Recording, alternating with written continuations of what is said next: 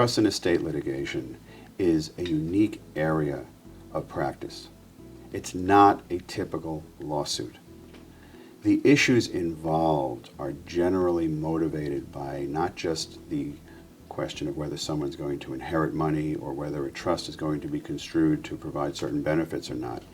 The main issue is the emotional content of all these disputes.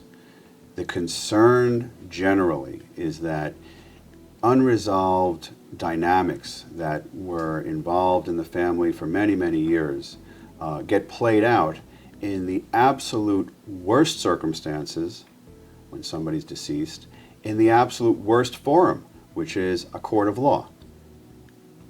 And so an attorney needs to be very sensitive to those issues, as well as interested in resolving them in such a way that maintains the family and prevents it from being fractured. The unique aspect of this type of litigation is that it's always in the context of an unfortunate family tragedy, which adds a different dynamic to the representation and the experience that the client is going through. We always endeavor to keep that background in mind and to be sensitive to those issues and make sure that we're doing the best we can to still advocate for our client and make sure they're getting what they need in the representation while being sensitive to what they and the other participants in the litigation are often going through. There are all sorts of unique issues that arise in trust and estate law. For example, the idea of probable intent, which means that you can have a will that is written in such a way that it's not clear what the person wanted. Or it is clear in a global sense, but the actual legal language that was necessary is not there. The signatures that should have been there as witnesses are not there. There's an internal inconsistency which might be something as simple as a typo. So there's a body of law relating to what's called probable intent. There's also issues relating to elective shares.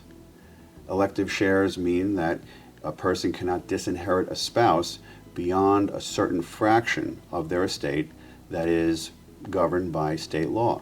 So these elective shares are all different in the different states. They're all governed by different states' legal regimes.